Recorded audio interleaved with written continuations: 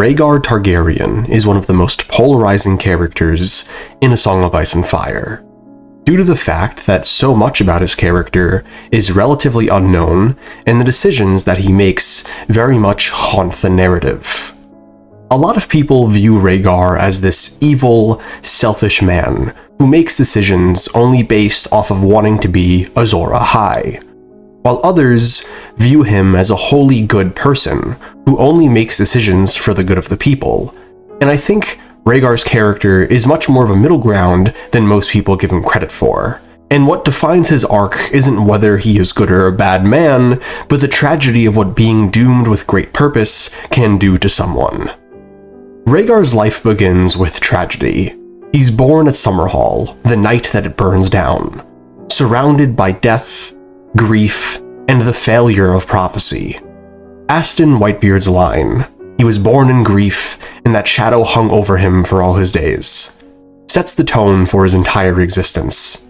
From birth, he lives under the illusion that this sorrow must mean something. He grows up introspective, serious, and deeply aware of his family's decline.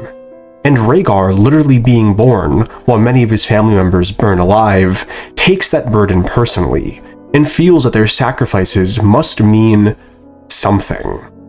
I feel a lot of people miss this about Rhaegar. His need to fulfill the Azor Ahai prophecy comes from deep-seated trauma. I believe he views the tragedy of Summerhall as some sort of divine sign or sacrifice, that so much was lost just for his existence to come into play. It's definitely a self-centered and egotistical viewpoint on life, but it's also incredibly sad, and it ends up destroying him. Rhaegar's obsession with books, prophecy, and destiny comes from this need to turn the tragedy of his birth into a purpose for his life, to make sense of a doomed house by finding divine meaning in its suffering and his own existence, which is where his tragic downfall begins. Rhaegar only views his life as meaningful if he fulfills the Azor Ahai prophecy. As a boy, Rhaegar reads something in an old scroll that changes his life. He says, "I will require sword and armor. It seems I must be a warrior." And that single moment, that single line defines his character. He doesn't want to fight. He believes he has to. After this, Rhaegar Targaryen becomes a man who isn't living a life of his own. He is instead only existing to serve this prophecy, which essentially destroys any sense of self that he had and dooms him to never find true happiness or fulfillment in his own life. From this point forward, he trains relentlessly, becomes a brilliant fighter and a beloved prince. He plays the harp and sings to people, but everything he does from that point forward is driven by prophecy. His life stops being about choice. It becomes a checklist in order to fulfill a destiny that tragically isn't his to fulfill. He spends a large portion of his life believing that he is the prince who was promised, but later he transfers that identity to his son. In Daenerys' vision at the House of the Undying, we hear him say, "Aegon, what better name for a king? He is the prince that was promised, and his is the song of ice and fire. There must be one more. The dragon has 3 heads." And this is where the tragedy of Rhaegar's existence begins to infect and destroy others. He views his wife, his children, his friends, his family, everyone as simply a means to an end, instead of placing value on them just based off of who they are. Instead, he only values them based off of what role they can play in the puzzle that Rhaegar is currently trying to solve. And while this analysis of his character is more than enough to make him incredibly interesting, to me there is another level to this that I feel most people don't really think about. While Rhaegar viewed his family as a means to an end, I don't think he wanted to. Deep down, I believe Rhaegar loved his children, loved his wife, and wanted to live a relatively normal life. I wonder if, for a time, he would sing to Elia before she went to sleep. Not for the sake of the prophecy, but just to soothe his beloved wife. I believe deep down, Rhaegar did love his family, and that he longed to have a normal existence, but in knowing about the prophecy, he dooms himself. In fact, his love for his wife and children may have been what pushed him even further.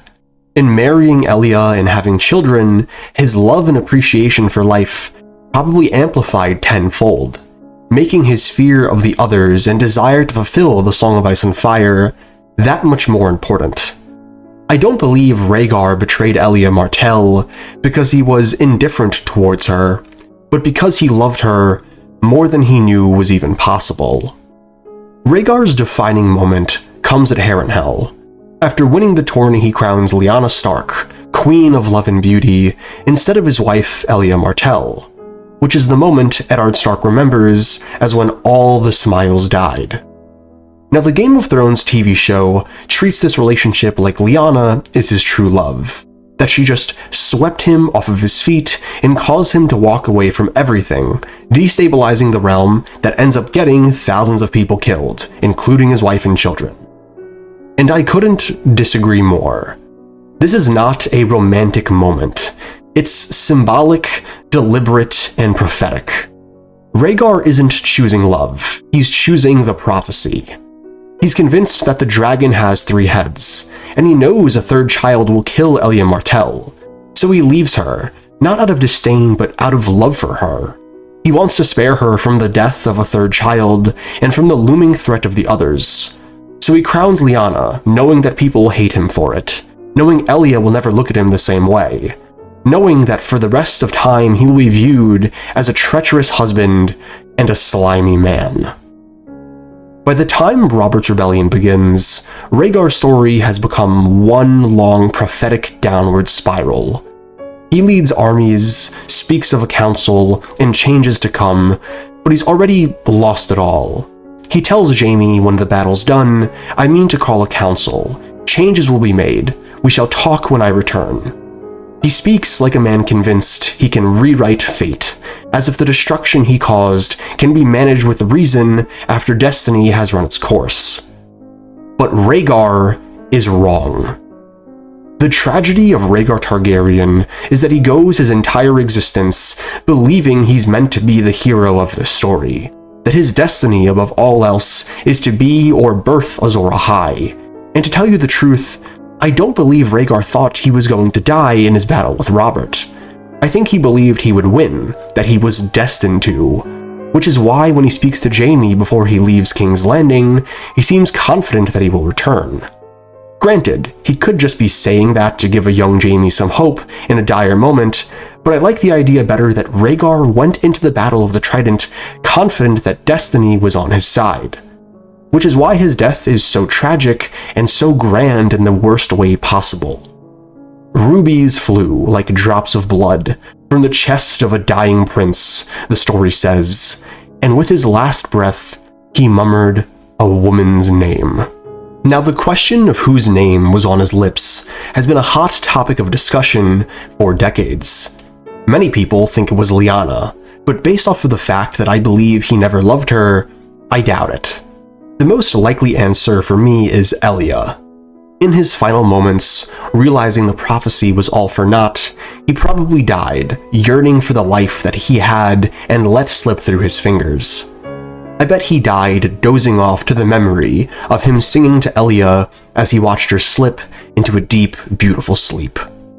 But there is a third option. This isn't my original theory, it comes from my good friend Hollowed Harpy. The theory goes as follows. In the House of the Undying, Daenerys has a vision where she sees Rhaegar speaking with Elia after Aegon is born. He says the dragon has 3 heads, so there must be one more. Immediately after saying this, he looks up and him and Dany lock eyes.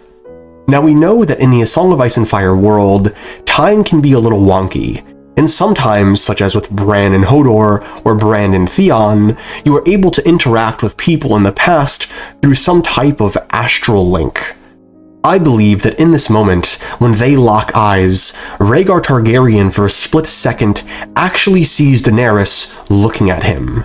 That when Aegon was born, he saw her standing there in the doorway.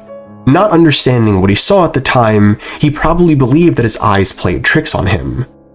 It probably slipped into the back of his mind for a time, but in his final moments, I wonder if his mind brought him back to that moment, connecting the dots that the Azor Ahai prophecy isn't his son Aegon, but actually his baby sister Daenerys, leaving the woman's name that was on his lips as he died not Lyanna's or Elya's, but Dany's. And it fits so perfectly with Rhaegar's character. He spends so much time trying to mold the prophecy, not realizing that it was already in front of him, and all he had to do was look. And with that, Rhaegar Targaryen dies, but his ghost lingers on with his doom and gloom hanging over the realm and every character that he's interacted with. To some, he was a hero who fought bravely and sang to the people. To others, he was a vile monster who doomed the realm with his own selfish ambitions. To me, he's a human being, someone who was doomed with great purpose from the very beginning, someone who loved hard and fell harder, someone whose love for the world caused him to accidentally sacrifice himself and his family in the process. Thank you for watching.